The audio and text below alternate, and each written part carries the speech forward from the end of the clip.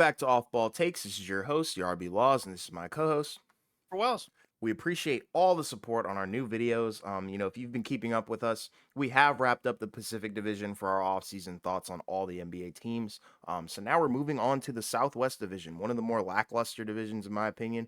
But once again, we do appreciate the support. And really shout out Xander Cade for the great feedback on the previous videos. And I know, that was a topic revolving around his team. So, we love you, dude. Like, just continue to support, please.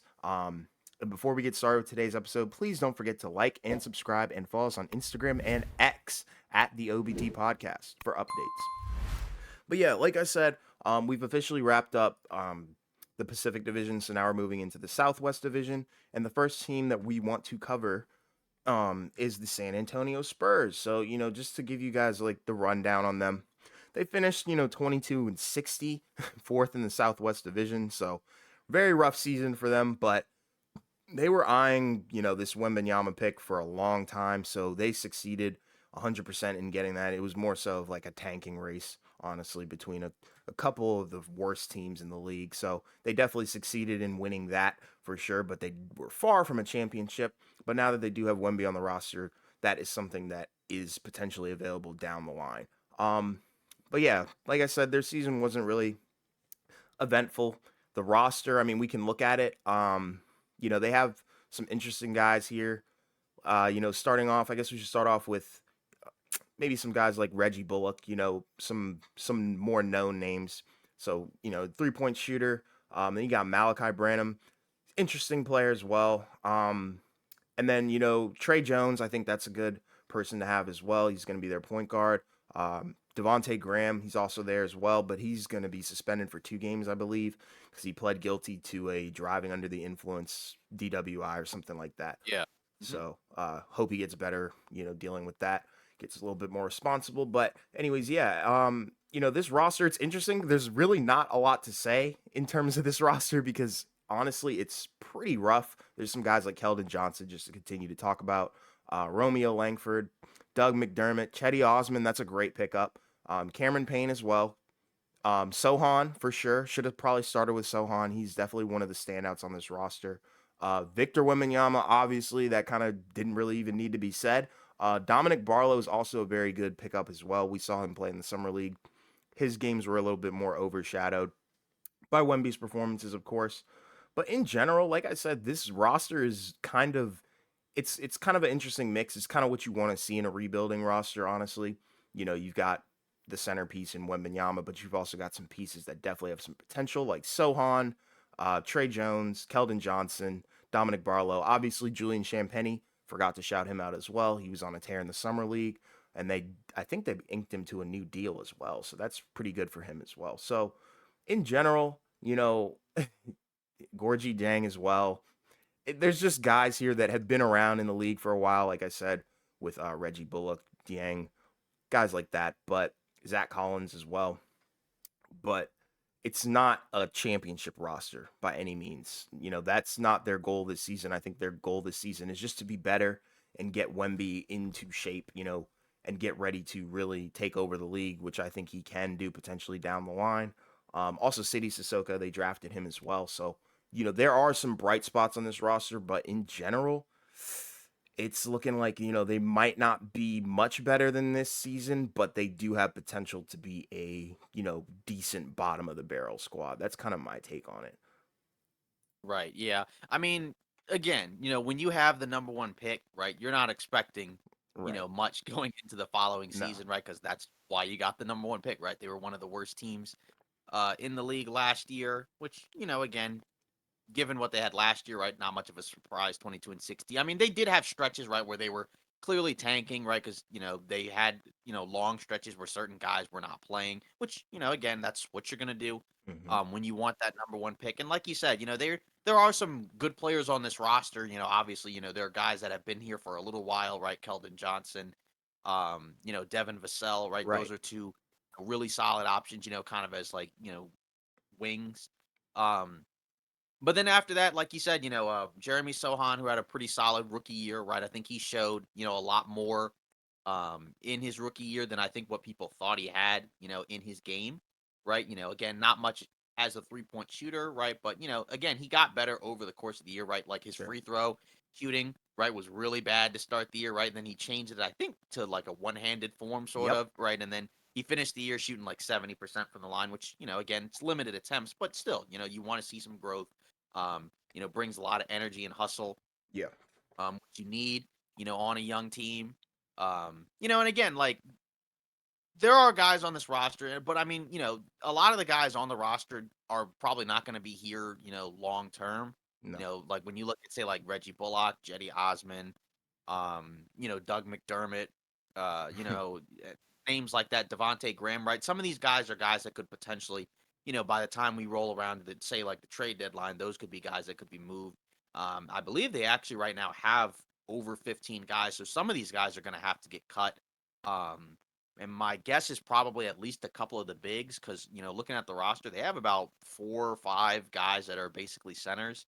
Hmm. I mean, you outside of Victor Wembanyama, right? You got Zach Collins, Sandro Mamukalashvili, I think is his name. Yes. Charles Bassey, Kem Birch, right? Like, some of these guys, I think like Kem Birch came over from Toronto in that Jakob Pertl trade. So, I mean, again, like, you have some talent here, mainly more at that wing position. It's the guards, like I said, where I think you're kind of, lacking, especially again at that point guard spot, right? Trey Jones, I think he's fine, as a backup. Yes. But you probably don't really want him long term as a starting point guard. He's not like a great outside shooter. Not really much of a offensive player, right? But again, 13 points a game.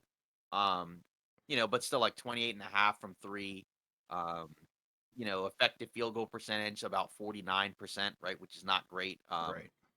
So, he would need to be a better offensive player, I think, to be like a real true starting point guard. But again, you can't ask for much, when you're at this point in the midst of a rebuild. You're gonna have guys on your team, that you're gonna be starting, right? But long term, not all of these guys are gonna be starters, on a championship team. But again, that's years down the road, Right. right? Like We're this year talking you're just 5 or 6, probably, maybe exactly, 4. right? I Like don't know. yeah, exactly.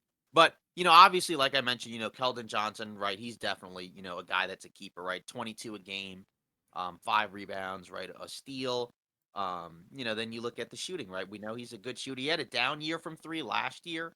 But again, like, the thing is when you look at, a rebuilding team, a lot of younger guys are just gonna have like inefficient seasons just because they're not playing with a ton of talent and they're, Right. kind of forced to do a lot of things, on their own, and they can't necessarily play off guys that the way that you can on a really good team. You know what I mean? So, Yeah, I get like, you I don't look, 100%.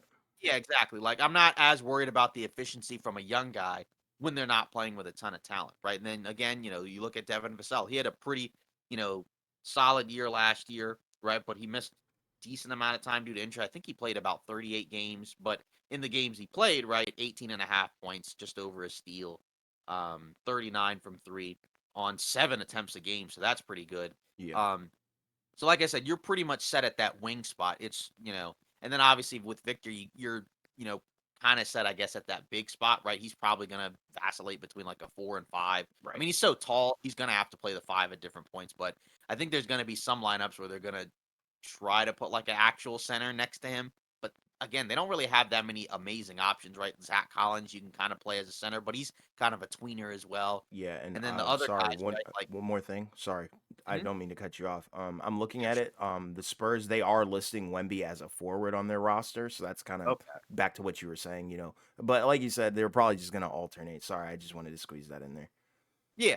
Yeah, exactly. Again, they don't have like a lot of like true centers, Right. on their roster right now, which is what you kind of thought they might somewhat try to look at in the offseason, right? Some people thought Brook Lopez could have been a destination again. If you go back to our free agency predictions, we thought he was going to go back to Milwaukee. Even though a lot of people thought he was going to leave, but we had him going back to Yeah. Milwaukee. But still, that type of player would have been an interesting fit next to him. But he's going to have to play a lot more at that big spot. So there's going to be times where he's going to have to compete, against those bigger guys.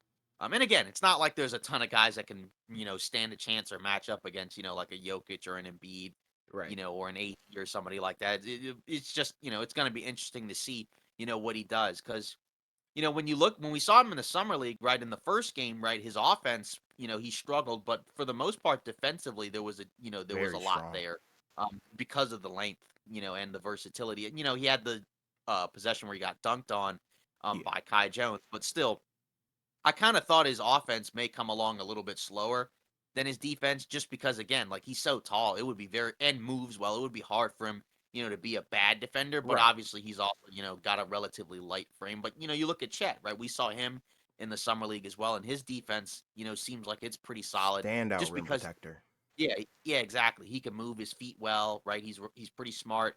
So that's kind of what you're hoping for. I mean, because again, I don't expect him to average like 25 and 12 a No, no, no, game. no, no, no. And again, maybe he does, but I think it is going to be interesting to see, what he is able to pull off as a rookie in terms of how good is he going to be, from the jump, because that's going to kind of determine.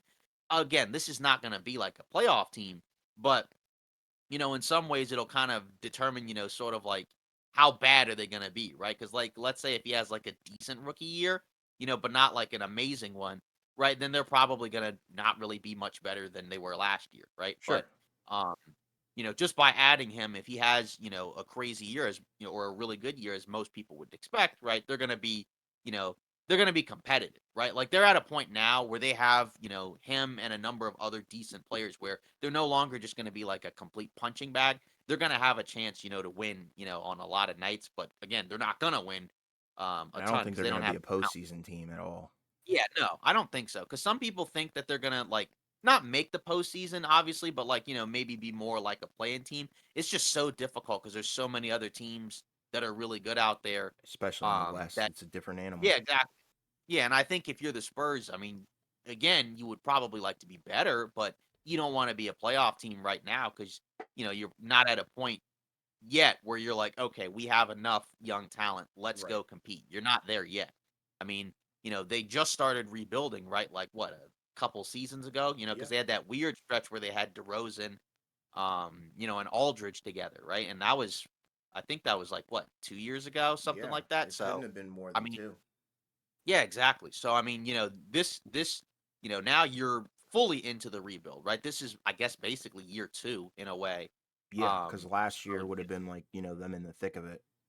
yeah, last year was basically year one. This is year two. So essentially, you're looking at growth from the guys you already have. Vassell, um, Sohan, Keldon Johnson, right? You're looking at those guys to get better. Hmm. Obviously, you're looking to get a lot out of Wemby. And then after that, right, Sidi Sissoko, that's another guy that they drafted.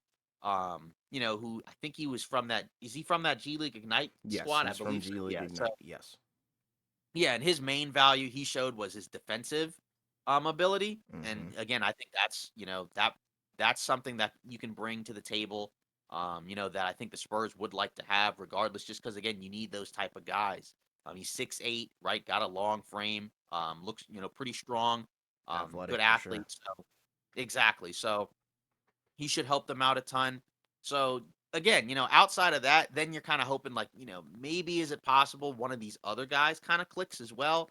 Um, just because again, they had like a decent amount of, kind of random guys that were on their team last year. Like you mentioned, Malachi Branham, right? He had, stretches last year where he looked pretty solid. Other guy you mentioned, Champagny, right? He had, stretches where he looked really effective. So that's kind of what you're looking at here. And then after that, right, you have those veterans, right, which is always nice.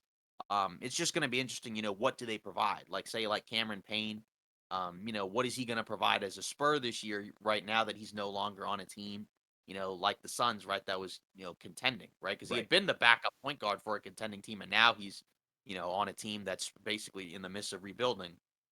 So some of those guys, right, I imagine are, probably going to try to get their own somewhat. Um, Absolutely. and also, like, audition, for the trade deadline, because that's the other, factor as well. Is it possible, that again the Spurs have a few guys that I think some teams, would like to have, on their team. Like I think, some teams would like to have like a Reggie Bullock, Yeah. um, or maybe, like a McDermott or a campaign or somebody like that. Not every team, right? But I think any team would want Reggie Bullock just because he's a really solid 3 and D player, Absolutely. right? The other guys are a little bit more, um, expendable in a way, right? Because Campaign's like a scoring backup guard that Yeah. doesn't really defend, and then Doug McDermott's basically just a 3-point shooter. I think Chetty Um, Osman may, have yeah, Jetty Osman. some value. Right, yeah. His situation was interesting because I believe he came over from that Max Strus Yes. sign and trade where Max Strus went from Miami to Cleveland, Yeah. and And then just Jetty Osman went to San Antonio. Yeah, So, and just to I give you mean, guys like a timeline, kind of like what they did in the offseason, obviously they drafted Wemby, signed him to the contract, and then same with Sissoko as well. And then they re-signed Champagny, so that was a great move. And then I think they also acquired Lamar Stevens and Chetty Osman in the deal that you were talking about. yeah, I think So they cut Lamar Stevens yeah, that's what it was. They cut Lamar Stevens and acquired Chetty Osman, and then they got Reggie Bullock for draft from Dallas. compensation or whatever. Yeah, And I think considerations. that and I think that was in the Grant Williams sign and Yes. trade, And then they also from Boston. re-signed Trey Jones as well. So that's kind of like Yeah, what they did in this offseason. right, yeah, because because some people thought because they had so much cap space, right, there were, like, 2 schools of thought, right? Like, this one school of thought was, they're gonna just pay a lot of money to somebody, just to have them, as, like, a veteran guy, right? Like, some people thought maybe a Brook Lopez, or somebody like that, or maybe a Fred VanVleet, That's what I thought and was then going there to were happen. right, and then, the other school of thought was the idea of they're probably just gonna be a team that just, like, takes on a bunch of contracts, and that's basically what they went for, right? Because we Hmm. saw, a handful of teams do that, right? Like, the Pistons did the same thing. They were, I think, a cap space team, and they ended up, just basically taking back contracts, for, draft compensation or whatever. Yeah. So, I mean, that's kinda how we're looking at it from this perspective, so, I mean, I guess, yeah, in a way, they definitely got better for sure, they added more talent, Yeah. it's just a matter of, what does it And amount to, how much better are they gonna be, because 'cause they're like I said, are they gonna be 22 and 60 again? no, Maybe, but I probably don't not. think I so. think they'll yeah. I think they'll be better than that because they have more talent, I believe their over under is 30 and a half. I think that seems relatively reasonable. I mean, that's basically 30 games, so that's an 8-game improvement. So I mean, like that would basically be what 30 and 52. So I mean, I think that's reasonable. Um, maybe a few games under, maybe a few games over, but I definitely think they'll be better. It's just a matter of again, like how much better is going to depend on how much better do the guys they already have get, and then the guys that they're bringing in, how good are those guys, right? Because again, there's there's some variance there, and depending on what it is, right, that kind of changes the ceiling of this team. But I don't see a ceiling where they're better than like a quote unquote potential play-in team. But Yeah, I think I that's see like them the more best. around the 30 win threshold. Yeah, yeah, I think yeah, close to the play-in like is best case scenario. They're probably still going to be like the 14th, you know, 15th seed or something like that. You know what I mean? Like they're probably still going to be somewhere around that. It's just they may be closer, right, to those other teams now, just because they have some more players to play around with. And like I said, I'm curious to see if they're somebody that moves some guys around at the deadline Sure. potentially. Maybe they don't, because there is value in having some of those veteran guys. It's just you just never know because again, we saw in the draft, right? We ended up not seeing as many teams, make those big draft day moves where they're trading for veterans. We saw like a couple of teams do that, but not really to the degree that we had seen in the past. But Yeah. now, obviously we're getting closer and closer to the season, and either way, they're gonna have to cut some guys because they have too many players. And there are a few teams like that as we'll continue to get as we get further into this. But just overall, I mean, how are we feeling? Like I said, we're basically saying I think we basically feel like they're definitely better, but they're still gonna be, towards the bottom of the Western Conference. Yeah. But again, you're not looking if you're the Spurs, you're not looking to make the playoffs right now. Because again, you're in year two of the rebuild. You just got the number one pick. You're not quite ready to make that next leap. Yeah. I could see them like finishing kind of like where Portland finished this last season, around that 33 and 49 mark. I think that's more realistic. I don't think, they'll finish 22 and 60 like they did last season or, like Houston did as well. I Yeah. think around that Portland range is going to be fine, but then, that's out of contention, out of play and all that Yeah. stuff, which is, that's fine because that's not the expectation. The expectation is not for Wemby to come into the league, as a rookie and just like, take them to the championship. That's not going to happen. That doesn't normally happen. So it's a long process, and Spurs are in for a long journey, but I think they're in good hands because they've got the best foundational piece that you could ask for, arguably, in the past couple of years. So I mean, this is good. I think this is good for them. I do like the roster. I think it has tremendous upside. Um, but like I said, it's just not gonna be the greatest thing we've ever seen, obviously, because look, I mean, you just have to take into account the fact that they were the last seed last year. So you just got to figure Right. that out. So I guess I don't know. Yeah, I guess, looking at some of these players, so like what do you expect, from some of these individual players? Like, what do you expect from Victor Wembanyama, Okay. right? Like so, what would you like to see out of him next year that's going to make you feel like, yeah, this guy's going to be, awesome? Because I know we saw him in the summer league, but Hmm. and we kind of talked about what we saw, but say what specific things are you kind of looking at, Okay. from him this rookie year, Okay. knowing again who he's playing with and what team he's on. Right. Well, I'll tell you one thing. Stats wise, I want to start with stats because I know people are obsessed with those. I want to see him average a double double, with in between points and rebounds, with around 2 blocks. I think that would be enough to have me like completely sold, even though I'm already sold on him. But like, that would make me feel confident in the fact that the Spurs do have a real future with him and he won't be, quote unquote bust. Um, but then, in terms of the things that I want to see from his game, I don't want to see him, gravitate towards that three ball too much. I do want to see him in the low post. I want to see the Spurs utilize him as a big man. I don't want to see them utilize him as like some like taller version of Kevin Durant or something like that. I want to see them manage him correctly. I want to see them use him. And he had a funny quote. I think it was about maybe 3 weeks ago at least. He was like, the NBA is a lot less physical. So now that he said that, I want to see him be physical.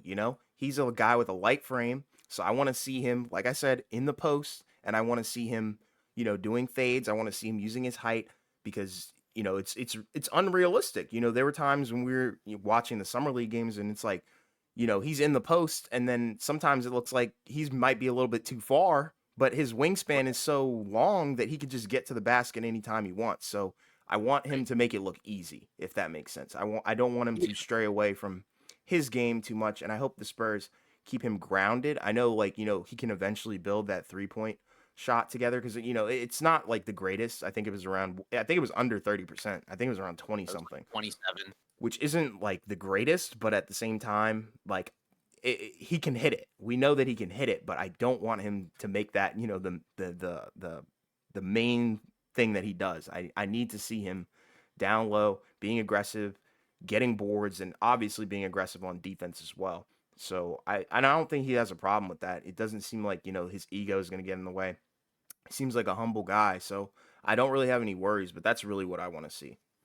Yeah, I definitely agree because, like you said, when we saw him in Vegas, a lot of what they were doing with him on offense was, kind of having him sort of like just spaced out into the corner. Yeah, that's not Uh, it. and that was when he was, not doing as much. But when he was actually playing well, was like you said, when they were putting him closer to the basket in the post. Again, he's 7'4", and like you said, even though he's got a light frame, just he still has a size and length advantage over everybody. And it's not like he's like a brutish 7'4", right? He's Right.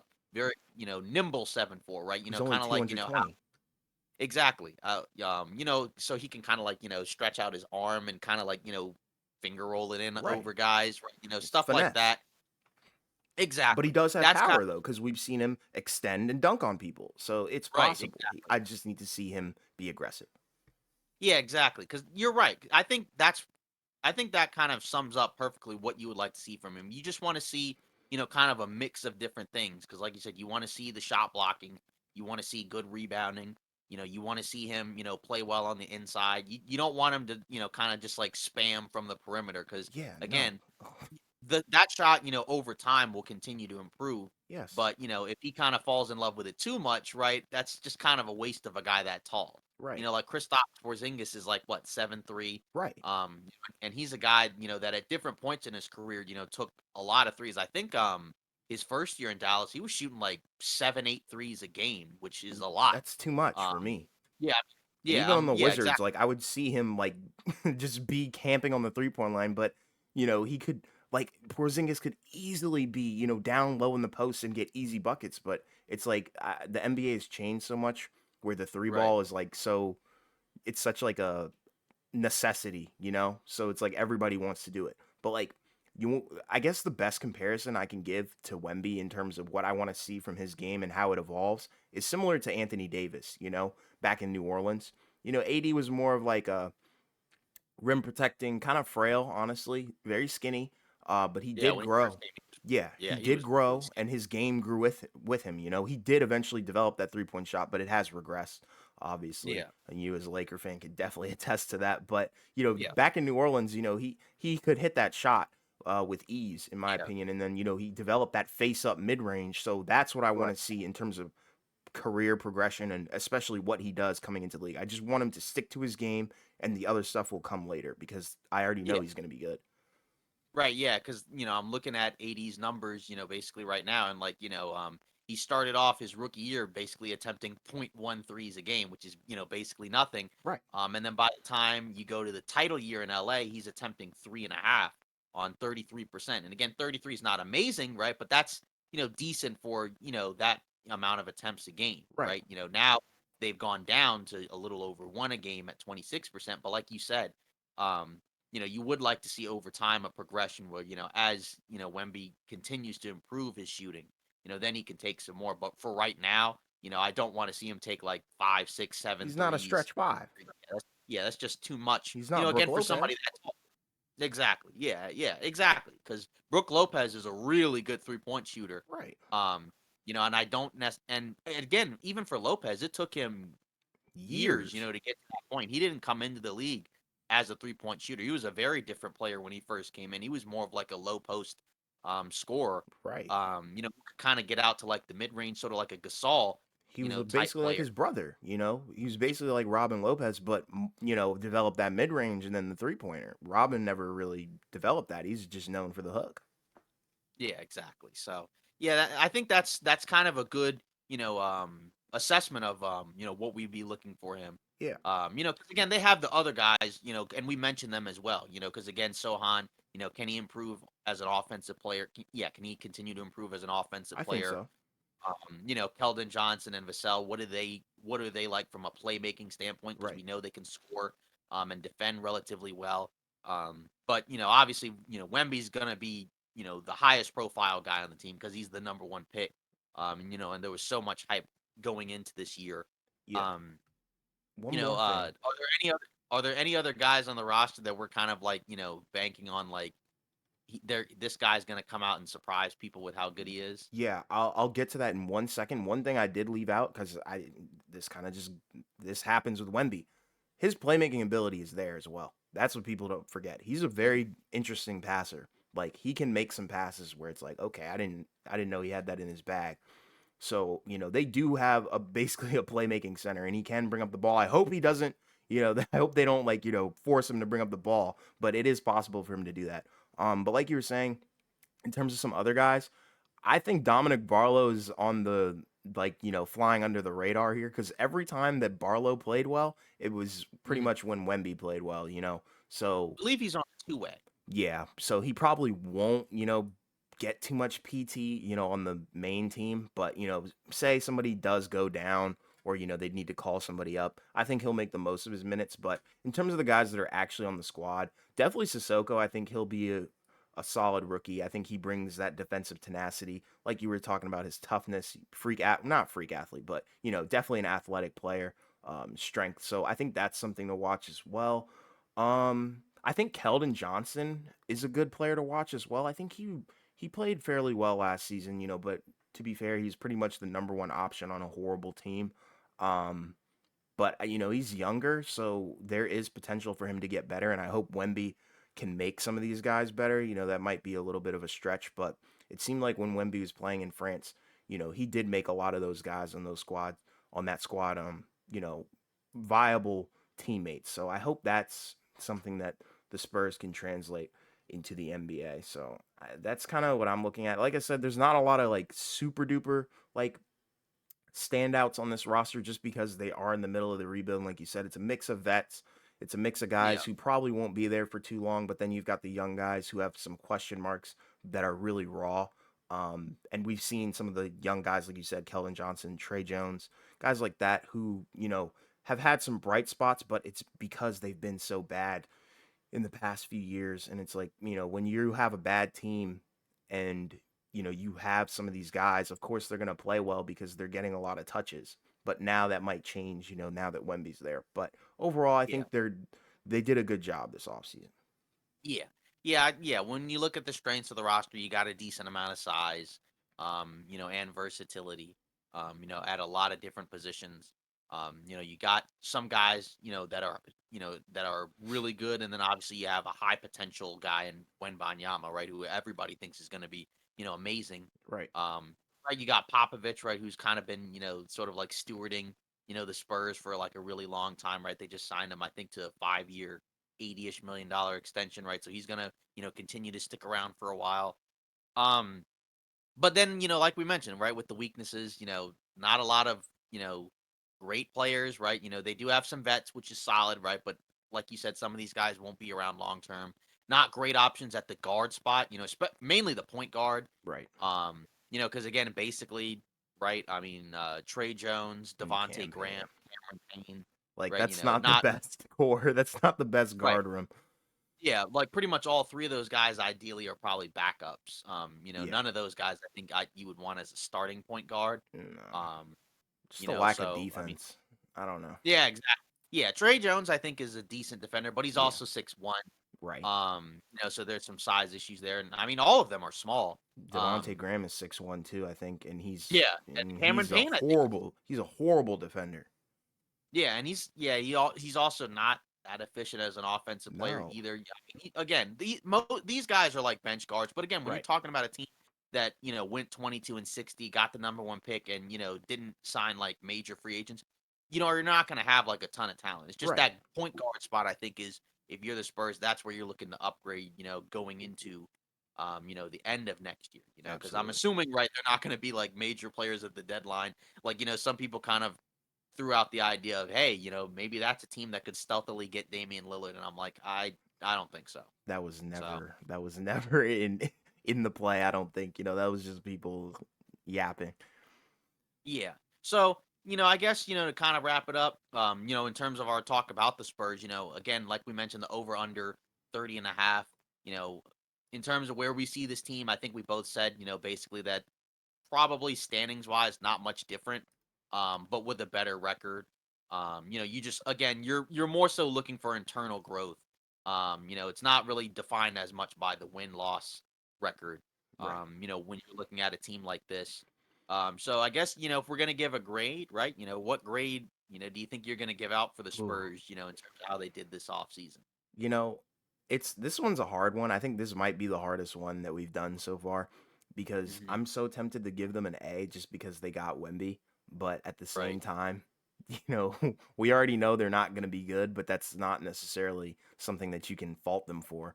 Right. But I'm going to go ahead and give them an A. I think they did a good job, obviously, getting Wemby. They picked up Sissoko. That's a great move. The re-signings were great. I like that. And then, like you said, their goal wasn't necessarily to get any big time free agents. They were just getting contract guys that they can maybe shill out during the trade deadline. But then you also have some guys that have some potential upside, like Chetty Osman for sure. And then obviously bringing campaign I think was a great decision as well. But it just depends on where they play him. But overall, I give them an A just because of the fact that they did get Wemby. I think that means that they won the draft and they got the biggest offseason, rookie basically. So that's where I'm landing. Yeah, I'm gonna be a little bit more harsh, but not really, and give them a B. Just Okay. because, again, like just off season wise, I do think, like you mentioned, obviously the biggest prize is Wemby. And again, like I didn't really expect them to be major players in free agency. I Right. thought it would have been interesting if they had kind of taken a chance, on one of those young guys that was out there in free agency, and just giving them like, a decent 1 year deal, or like a 2 year deal or something like that. But they ended up not doing it. Again, I'm not like hating on what they did. Right. But I'm like you said, I'm kind of, with you where like the main goal is get the number one pick. And that's I think last when we talked about the season review from last season, we gave them an A because they got the number one pick, and Yes. that was the goal, for them going into the season, right? They knew they were going to be bad. I think they started last year off with a solid record, but nobody believed that that was going to last. No. Especially because they ended up sitting guys anyways, Yeah, and for trading some one thing, people away. yeah, So for like cut pinkies and yeah, things of the sort. So yeah, I mean, yeah, so like I said, I'm kind of with you a little bit more harsh, but I do think their offseason was fine. Like I said, I think there's a world where it would have been better. But again, not by much, because again, like I just didn't expect them to sign Brooke Lopez. right. I get you. And I Yeah, and it's like, there were the center free agency market wasn't great. And so it's like there's nothing they could have really done to get him because the Bucks ended up giving him like more money than I think a lot of people thought, right? Right. Like if they had given him like less than 20, right, then he probably would have bounced. But, our thought process was that they had the bird right. So and again, like I don't think Brooke Lopez makes or breaks the Spurs team. No. It It just would have been adds another interesting. veteran. Yeah, exactly. It would have been interesting, but either way, um, again, you could have taken a chance. Like maybe you grab like, hey, let's gamble on like Mo Bamba or, like a Bol or Right. somebody like that. Again, would they have panned out? Maybe not. And again, it's not like those guys, and you already have Wemby. But it would have been interesting to see them, like I said, take a gamble, on a young guy in free agency. But either way, I don't think I have a problem with what they did because you got some vets through trade, which is fine, right? Because again, that's going to help some of these young guys. Um, and you have the potential, to maybe move some of these guys at the deadline. Yeah. Maybe, depending on, what teams are looking at by the time February rolls around. There will be teams that I think that might be asking about, hey, what can we give you for, like a Reggie Bullock or, what can we give you for, I don't know, a Jetty Osman or somebody like that. So, Yeah. or even a Cameron Payne, right? Like Sure. somebody might call out one of those guys. Um, but either way, like you said, I think they had a solid offseason.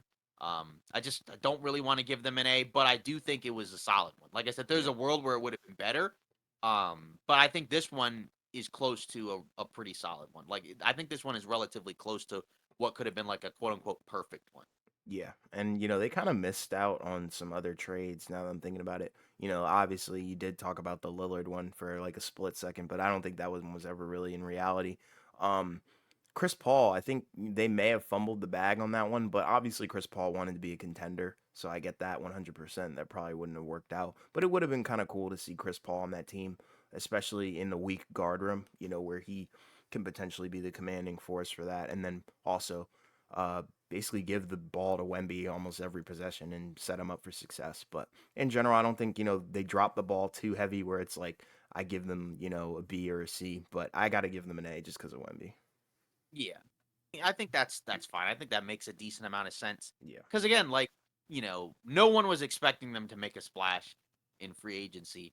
Because again, I knew they had cap space, but I just I know like, and I know there were rumors about like the idea of like, hey, they were gonna give Austin Reeves a ton of money or Right. That's another somebody one. like that. But, yeah, but I just think like in this era, I think that's a little bit more kind of reckless to do. Just only because again, because like I don't feel like the Spurs are quite in the same uh, sphere as the Rockets, where like the Rockets don't have their pick next year, so they kind of to spend the money on guys, in order to like, win some games, right? The Right. Spurs are, in a complete rebuild where they're gonna have their picks. So they're in a different situation. But I think, like you said, I do think it was a good offseason. Yeah. Not the best one, but I think a good one. And like you said, it starts with the fact that you got the number one pick, right? Like if they had gotten somebody else, like if they had, had like, I don't know, pick four, or something like that, right? Then we would look at the offseason completely Oh, different. yeah. They would probably be more in the C range.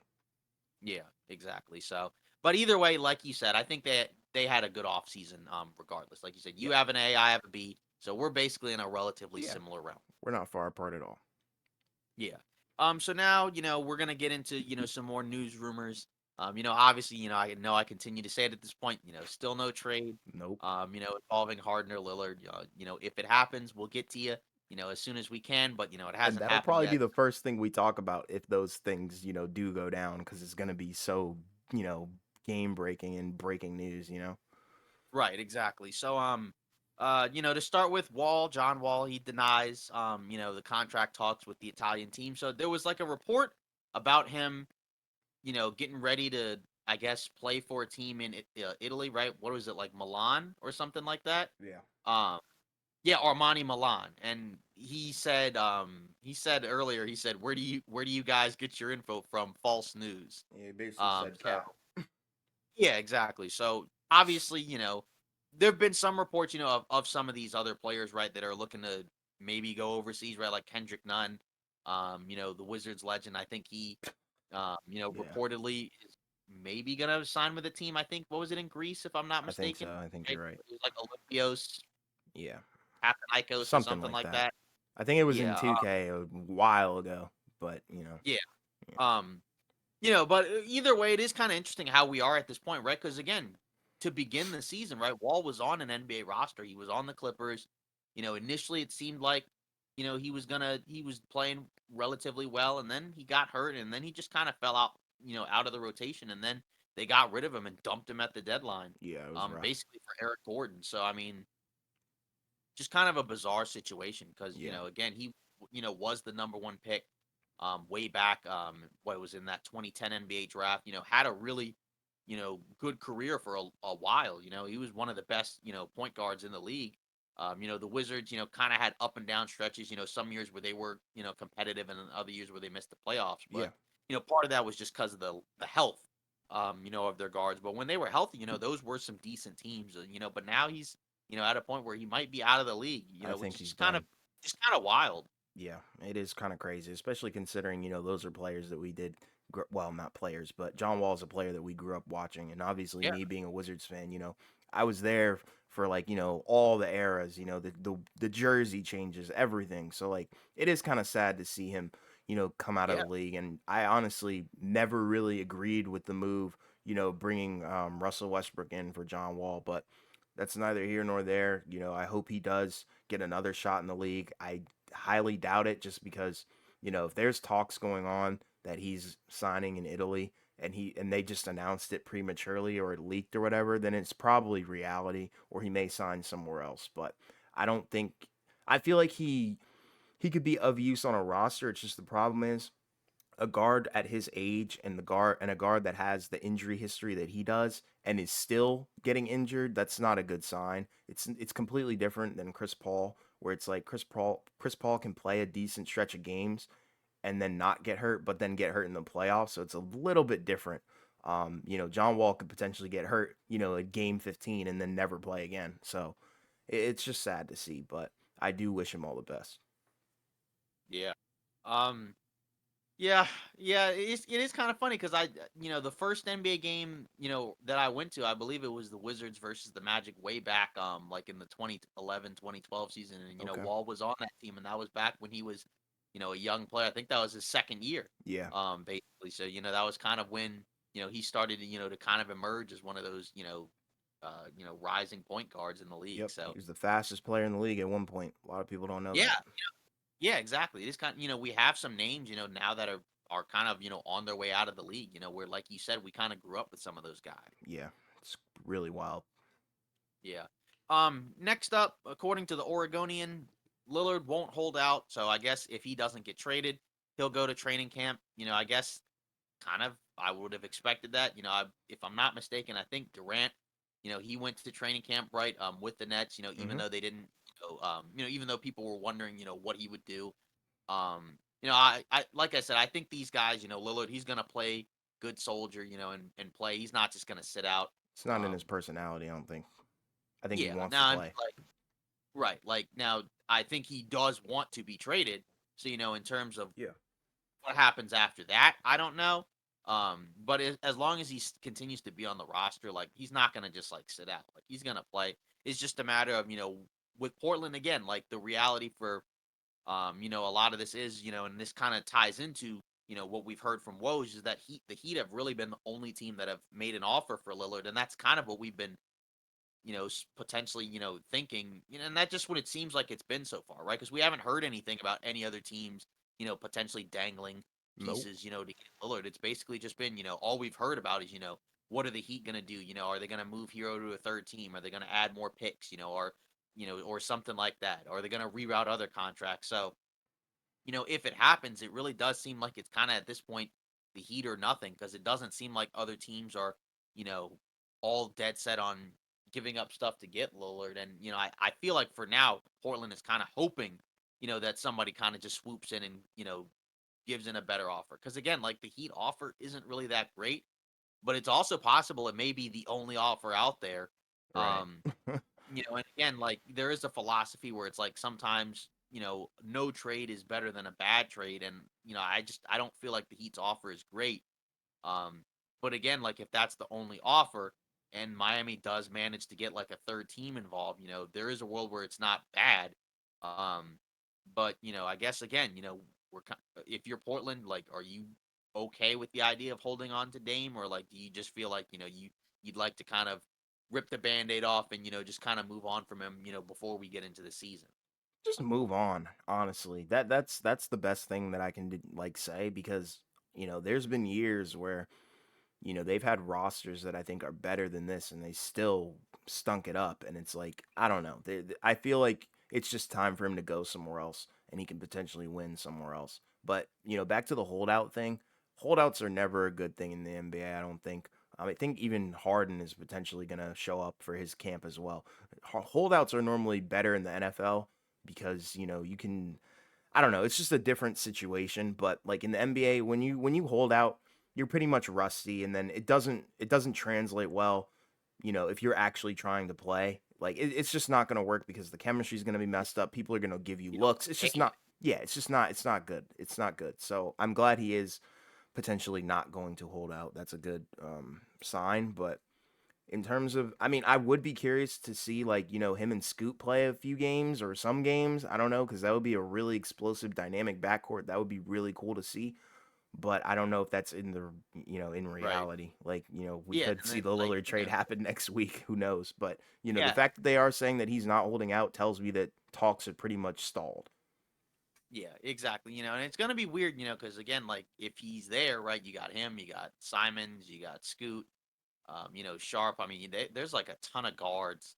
Who's gonna I'm sure start? there's probably somebody else I'm forgetting. So I mean, like you just have a ton of guards, and it's like, at a certain point, I'm not saying like that they should just kind of like take a garbage offer. It's just ideally, hopefully, like there's an offer that's better than what we had heard Right. before. Because again, like if you're Portland, it can't just be Hero, It can't. and That's picks not or enough. whatever for Lillard. It's got to be better than that. It's just a matter of how much better is it going to be. Again, my Because we haven't, question is, you know, what is Portland asking for player wise? If they don't want yeah, Hero, what player are they asking for? Because Miami doesn't have the draft picks. We know that.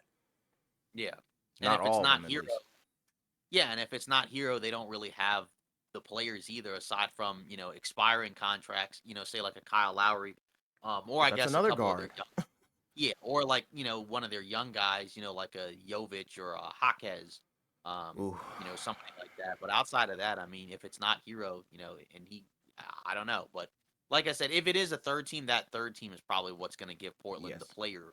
and that's And what then we've been Miami talking will give about. out like the young players and then, picks. But who knows? Because again, like we've been hearing about this, for a month plus basically at this point. It Yeah, feels like it may not have been that long, but it really does it's feel been a like it's month. been like It's been a month. it's been a month, okay? Yes, Because I know, like, even with the summer league, it's only been like a few weeks. I know. Even though it feels like it was forever ago, it's only been like a few weeks. But that But rumor I think came out around the time the summer league was about to start. So, like 3 weeks to a month.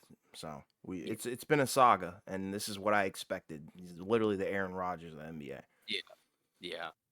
I don't think either of us thought it was gonna be like quick and painless. I think we thought it would probably still be done, sooner, but it wasn't Yeah. like something where we thought like, yeah, this is coming out and then a trade happens 2 days later because we literally went through this last year.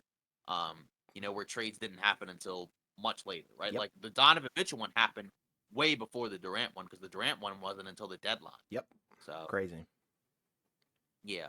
Brian Windhorst says Donovan Mitchell and Cavs are going to reach a pressure point with the contract next year, right? So obviously he'll be up for an extension soon. Hmm. Um, and it is kind of interesting, right? Because Tim Bontemps of ESPN, right, he's kind of known, I guess, for his kind of taking like the other position, sometimes for a lot of these, right? He kind of said like Cleveland should trade Donovan Mitchell, because he doesn't think he's gonna agree to an extension. Um, Hmm. so I don't know, because it is kind of an interesting thing, right? Because Utah got a lot back for Mitchell, Hmm. um, but at the same time, like, I don't know, because Cleveland's in a weird spot where you have, those other young guys, you're gonna have to pay for them relatively soon, right? You're already paying Garland, you're already paying Jared Allen, you're gonna have to pay Evan Mobley soon. Yep. And you're already paying Mitchell. So it's gonna get really expensive. Obviously they came up short last year in the playoffs. I think they definitely disappointed, a lot Oh, of people, ourselves included, because we thought they yeah. were gonna win the first round. It was bad. And yeah, and, they got eliminated in five. So, More like they're gonna bullied.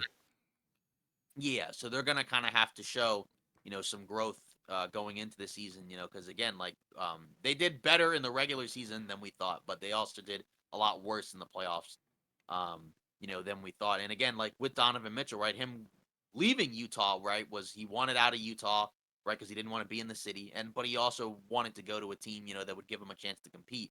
And again, like Cleveland competed, He but just they got didn't bullied. necessarily compete. Yeah, they didn't compete, all that great. So, if they have like another couple of seasons where they're like first round disappointments, I mean, it's possible. Um, but we'll see, because what do you think, right? Like, are you kind of under the expectation that they're gonna agree to an extension at a certain point, or do you think like that there's a point where if things go south, it could kind of get ugly? I don't know, because Well, again, like I didn't expect Cleveland to trade for him, me neither. um, initially, because everybody was saying it was going to be the Knicks, and then Cleveland kind of just jumped in, and offered. I mean, I know they were rumored, but they were not looked at They weren't the positioned front as the runners. favorite. Yeah, exactly. So this wasn't like his preferred spot, but what do you think? Well, like for me, I think it's too soon to give up. It's only been what, 1 year? So Yeah, next year is when the contract expires, right? So that means, why are we giving it 1 year? I understand playing devil's advocate and whatnot, like you said, the other side, but for me, sign the extension. That team has tremendous upside. I think Garland can transform into one of the, premier point guards in the league for sure. And then you've got a tremendous front court in Mobley as like, the scoring center, who's also a great defender, and then Jared Allen, who's also a great defender as well. So I just think they need some help. And then, they got Struess as well, but I feel like they do need some help in some other positions and maybe some depth. But that lineup can go potentially far, especially if they get it together, Like that's my thing. And I think, he should sign the extension. He looks happy there. He looks vibrant. He doesn't look, agitated like he did in his last season in Utah. So I really want him to resign there. I think that's what's best. I don't think Cleveland would want to trade him. That's the thing. I don't think Cleveland yeah, wants to trade him. I don't think that's, you know, in the question mark. Unless, something, does happen. Like you said, if things sour, go south, then yeah, we could probably look at a trade. But as of right now, it doesn't look like, there's any bad blood. yeah. No, I again, looking at spot rack. So he's under salary for this year, then next year, and then as a player option in 2025, 2026. Hmm. Basically at 37 million. So basically he's got 2 years, right? This season and the upcoming season after that, right? And then he'll have that player option. So he's Okay. got basically two guaranteed. Yeah, Um, then ride it out. What the heck? Yeah, yeah. That's what I'm feeling about it. I don't like you said. I think it's too soon, to kind of blow it up. Because Trade again, is like out of you the said, question for me. yeah, because you got some young guys. It's possible, that those guys could take another step forward. And there's again, you may have some flexibility for a trade, because again, I'll mention that, as we get, towards the end of these rumors. Well, actually, no, I guess, I'll start with it right now. So the Pelicans, eyeing a center upgrade, potentially Jared Allen or Beef Stew, Isaiah Stewart. So, that's something you could explore if you're Cleveland, right? Where, Right. maybe you trade Jared Allen, Do or that. somebody else, and you bring in somebody, um, that way, right? Because Mm. again, like, it's Mobley, Mitchell. Garland, right? Those guys I think are pretty much keepers. Yes. And then after that, right, I think Allen is more expendable. He didn't Yes. really, I know Mobley didn't play well in the playoffs, right? But Allen, I think his ceiling is a little bit lower Yeah, he's than probably at his Mobley's. peak. Yeah, so um, I think it's basically those three guys, and then after that, you're kind of just trying to fit guys around them. So moving on into that next rumor, what do you think about that? In terms of the Pelicans eyeing a center upgrade. I mean, I guess right now they have a lot of centers. I mean, and again, we're gonna get into them later. In terms of a deep dive, right? But they do have a lot of centers, right? Because I believe they've got what is it, Valanciunas? Mm-hmm. I think they just brought in Cody Zeller. They still Mm-hmm. have Larry Nance. So they have a decent number of bigs, on that roster. And again, like I think Valanciunas is a solid option as a center. Same. I guess if you're, New Orleans, maybe, I don't know what the upgrade would be. I mean, is Jared Allen an upgrade over Valanciunas? Defensively, probably, I think so. Yeah, I think Um, defensively. but like offensively, you probably lose a little bit because Jared Allen, his bag is pretty much in the paint. That there's nothing really.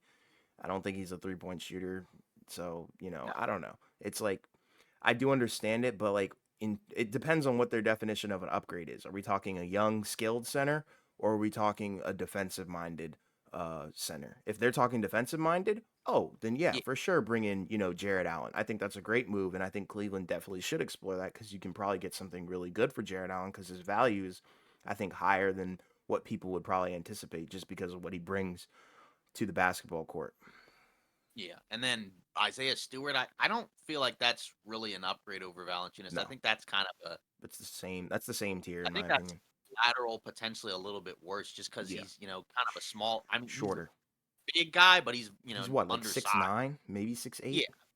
yeah, exactly. And but he did just sign an extension, Right. so, And we like that him. means yeah, and that means Detroit could trade him down the line, but I don't know. That's kind of a I do think it would be interesting to explore. And again, like, and again, we'll go into this in more depth, but New Orleans does have a lot of salary on the roster. And I Hmm. think that there is a world, where they probably look to move some of those guys because I don't think they're in a tier just yet where they feel comfortable being, deep into that, tax or, whatever. Right. I get that. Yeah. Um, so moving on, Lakers could start Jackson Hayes. Hmm. Yeah, I don't like that one. No, I don't either. That's a bad move. I don't like that at all. Yuck. Yeah, I mean, Goodness. yeah, I don't really No. have much to say about that one. No, that's And bad. I think it got aggregated, kind of, in an odd way, because I think basically it was from the Athletic, um, and I think it was from Jovan Buha, but I think like it was more so the idea, that he could play a prominent role, because he mentioned like yeah, there's a lot of front court guys, that are gonna play a lot of minutes. But I don't know if he necessarily like was like complete. He said that they were like confident that he could start, and play a prominent role, but that doesn't mean he's gonna start, Right. you know, It's a because rumor, that but I that's don't like it. yeah, exactly. Because I just think there's a little bit too much duplication there, only because AD right now his 3-point shot, you know, isn't there the way that it was the title year, and Sure. then like Jack, I think if you're gonna play another center next to AD and he's not like a shooting center, right? Which Jackson Hayes isn't really. Not at all. I think yeah, I think he's taken some threes, but that's not his game. No. That's kind of okay. Just because he's an athlete. I think he would like to have a little bit more of a bruising, center. If he's not going to be able to shoot, you know what I mean? Mm-hmm. Like if it's not like a stretch five, then you would probably ideally like to have more of a bruiser, a Right. guy that can kind of bang down low with the other bigs, if that's what you're gonna do. Yeah. Um, and right now they don't really have another center like that on the roster outside of AD. You can look back at the Lakers, Yeah, we covered video them. that we did if you want to look at that. But yeah, I don't like that Mm-mm.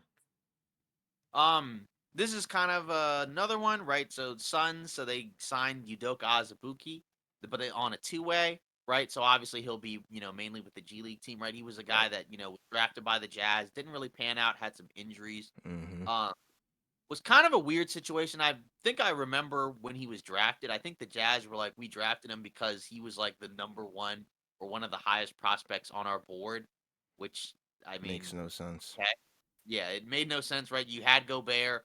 And I think Whiteside was there. I mean, not that, those guys are like we're gonna automatically be there for long, but I think at the time we didn't know that they were gonna, trade Rudy Gobert Right. at that point. But yeah, that was kind of a wasted pick.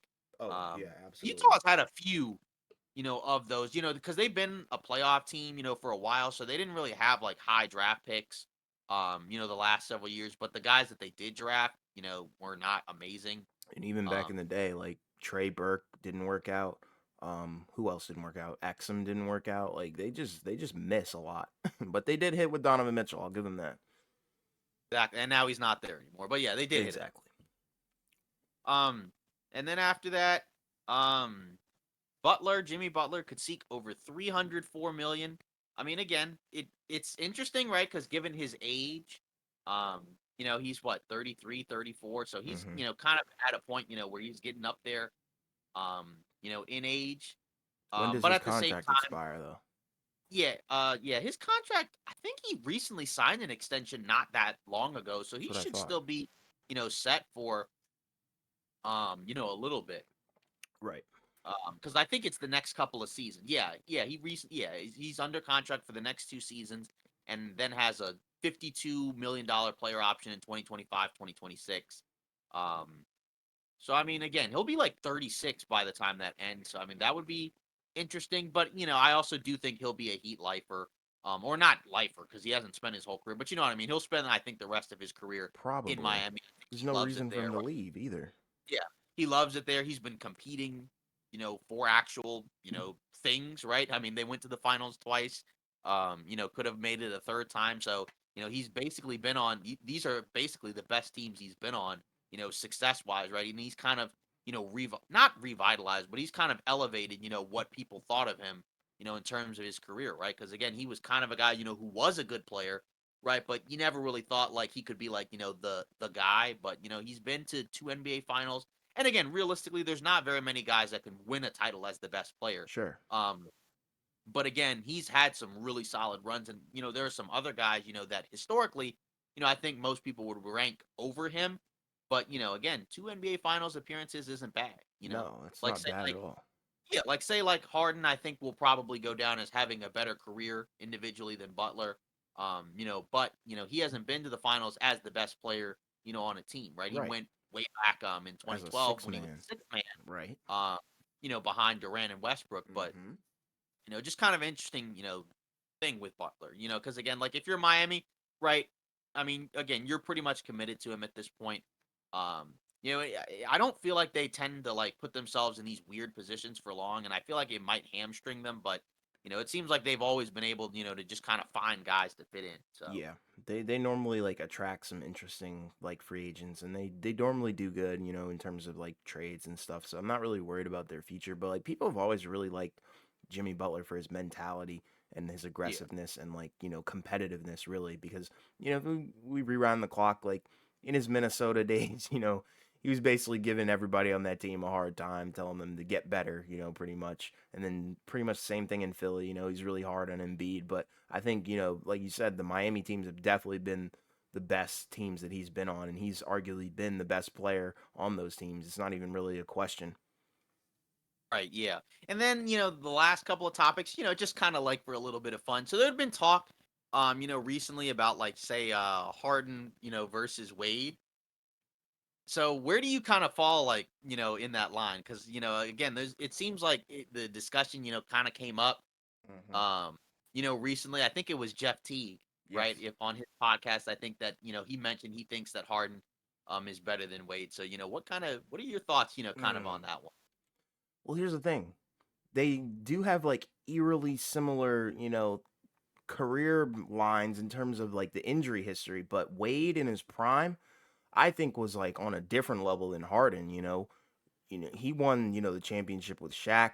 Um, and then, going back to like, when he was with LeBron, I mean, yeah, he wasn't the best player on the floor, but at times, sometimes he was, sometimes he did have to take over those games when LeBron wasn't playing that well, which was, not very often, but I think he was a The great, first year, there was like a discussion about like whether or not Wade or LeBron was the best right. player. The first year they played together. Right, but like the problem is like Wade, he just got hit harder with injuries I think than Harden did. I feel like, And like it really took a toll on his game. Like you could see it, he just wasn't as explosive, and he never got like that 3-point shot completely down. It was there, but it was a little bit too streaky. But I think Wade is better than Harden. If we're talking all time, this is all time, correct? Yeah, Then it's basically, I think Wade. that. It's Wade, Yeah, no discussion. I mean, he won a championship with, you know, I mean that Miami team that had Shaq on it. Shaq was way out of his prime, I think, by that point. Um, so I'm just go. I have to go with Wade. Like Harden, I think he does. Harden's accomplishments and accolades are not like by any means. I'm not trying to like demean and diminish them because I think they're right. phenomenal. I think Harden is one of the best ISO players that we've ever seen. And now, with his injuries and his age, he's taken the role of, okay, maybe I can't, give you 30 a night anymore, but I can sure give you almost 20 and, 10 assists. So we've seen his game evolve, and I think his game has aged better than Wade's. But I think career wise, I think Wade is definitely the better player. There's no question. Yeah, I mean, yeah, that's kind of where I am as well. Because, like you said, he was the best player on a championship team, and it wasn't like a great, championship team. When you look at it, I mean, again, it was a different league. Right. But still, like you look at that starting five, right? Jason Williams, an older Jason Williams, Mm-hmm. um, Dwayne Wade, Mm-hmm. Antoine Walker, Mm-hmm. Udonis Haslam, and Right. Shaq. Right. Right. And again, Shaq, the first year in Miami, right, was really, really good. I think, a lot of people thought he should have won MVP Sure. that first year in Miami, right? But then after that, right, he kind of, like you said, he took a step back. He was on the decline. He was like what, 33, 34. Right. And Wade, was clearly the guy on that team, right? He averaged 28 a game, 6 assists, 6 rebounds, 2 steals, a block. I mean, that was the other factor, right? Defensively, right? He was a much better player, I think, than Harden. Especially at their peaks. Like Wade's defense, kind of slipped as he got older. But, like you said, you also have to factor in the injuries, and things like that. But at their peaks, like you said, I think Wade, you know, was the better player. And especially Yeah. like, down the stretch late in games, I think you would trust, Wade a lot more, than Harden, even, Yes. despite the fact that he wasn't like a great outside shooter.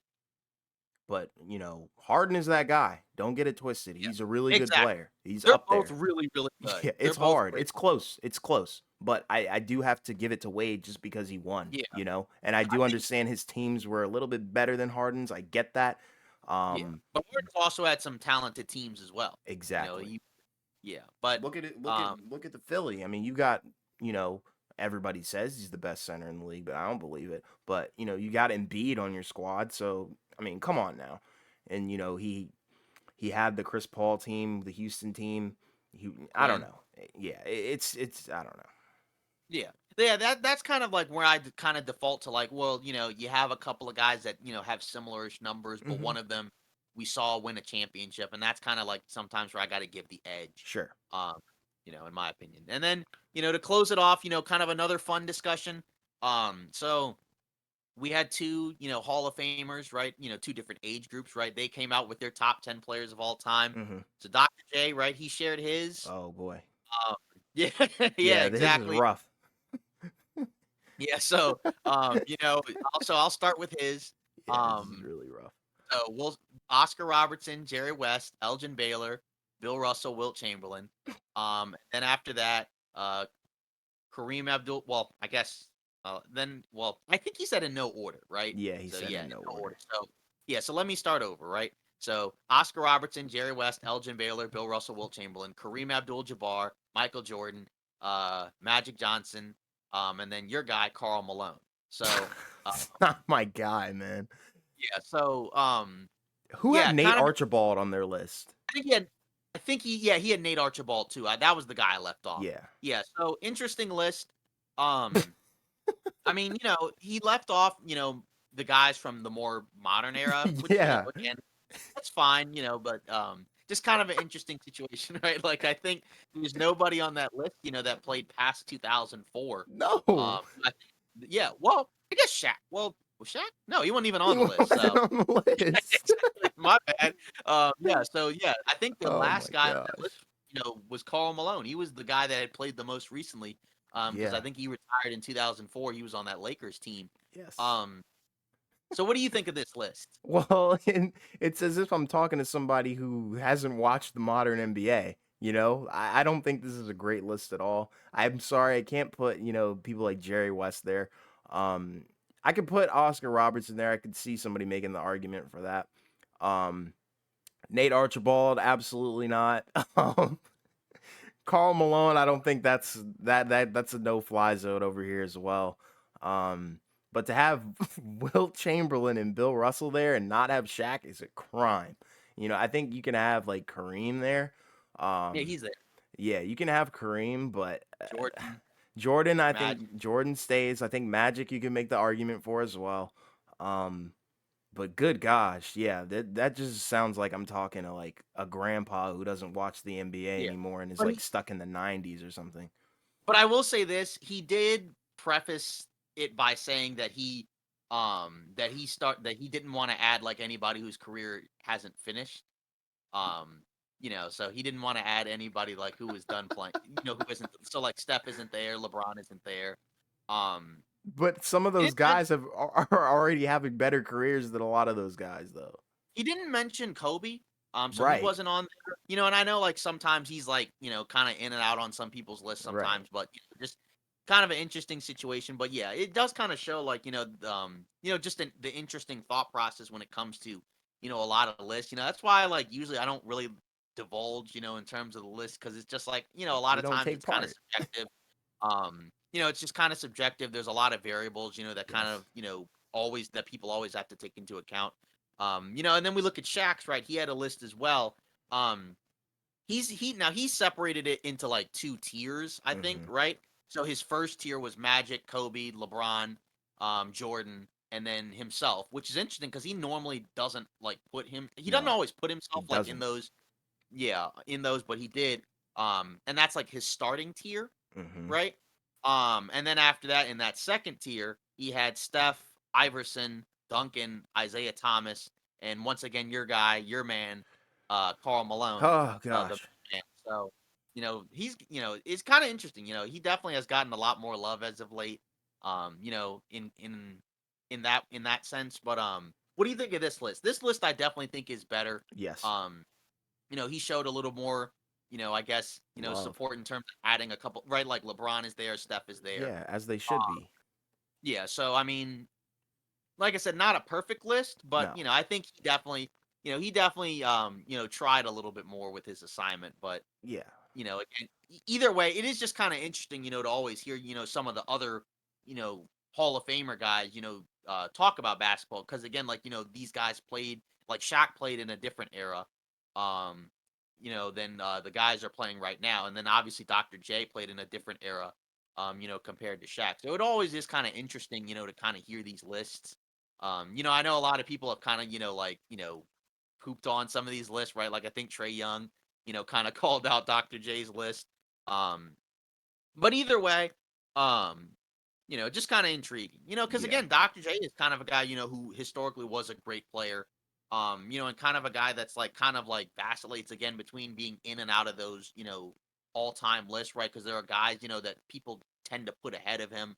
But he also has kind of been credited, kind of for like elevating and, kind of changing the game in a way, right? Because Sure. he's kind of credited for being the guy that kind of preceded Michael Jordan in a way, right? That high flying, Yeah, I get it. acrobatic style of play. So, he's definitely kind of a guy that I think has sort of kind of become an underrated player. Absolutely. Um, in a lot of discussions now, but Only the I will OGs talk about him.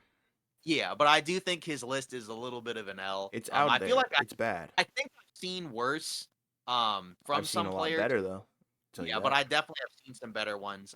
But it's just kind of an interesting topic to talk about because we haven't really like done discussions like that. But Yeah. I just thought because they were kind of just like topics that were kind of going around, I thought it'd be Well, interesting to kind of you share know, them. to kind of add on to it, I think the best list that I heard, and it was a starting five, it wasn't, a top 10, Right. was James Harden's. I thought he had a very interesting and down to earth one. Um, Okay. so point guard, he went LeBron. Two guard, I think he went Jordan. Then he put Hmm. Kobe at small forward. And then he put Interesting. Duncan at the four, which is a great pick. I think Tim Duncan is better than Karl Malone all time, and I don't care what anybody says because Tim Duncan was running the league at the same time as Kobe. So, and then Shaq. at Okay. center. So I think that's the That's a best list. I think that's, that's the best that you can do. If you want to okay. be able to Interesting. put LeBron at point guard. Some people would consider that cheating, but I don't. Okay, yeah, that's kind of an interesting one. Um, yeah, I think that's a solid one. Like I said, I would probably need to kind of look around, and see what other ones are. But yeah, I just like I said, I thought it was just kind of an interesting topic of discussion, just Yeah. because everybody's been talking about it, just because they were, again, we're in that weird part of the offseason now where there's not really as much to talk about, on or off the court. So we're just kind of talking about, whatever at this Yeah. point. Let us know in the comments if you want to hear a top 10 from us. It'll probably be like pulling teeth because we don't normally like to do that kind of stuff. If you look Yeah, around I the don't know. channel, if you look at the channel, we haven't done that because, like he said, it's very Yeah, subjective. And not my honestly, thing. honestly, here's another thing. I'm also scared of the hate because I know if we make a list, we're going to get hate. And if we make a short out of it, we're going to get hate. So if we do end up doing that, please don't hate because that's what you guys asked for. But let us know in the comments if you want that. Please say no. Yeah. Right. Yeah. Yeah. Yeah. Yeah, like I said, that's No. not my thing. But We don't do it. we'll, We'll yeah, appease. We'll do it, but yeah, it's gonna be yeah, like pulling teeth. We hate it. right. Yeah. Yeah. It's gonna be weird. It's gonna be weird. For sure. If that ends up And I'm happening, telling you, our lists are gonna be completely different. probably to be Yeah. honest. Um. Yeah, okay, so that's pretty much it, for off ball takes, again, we talked about a decent amount. I think it's a little bit longer than the previous ones, just because of the, final discussions, but obviously, continue to let us know your thoughts in the comments about, what you think the Spurs did this offseason. And also if you want, like you said, leave a comment about what you thought of those lists, that they had, does anybody agree with those? Or would they make some alterations? Maybe you would, maybe you wouldn't. But either way, we appreciate the support. In addition to commenting, don't forget to like the videos and subscribe. Yes, please. Again, as we're, continuing to hope to grow as a channel. So thanks for all the support, and we will see you Monday.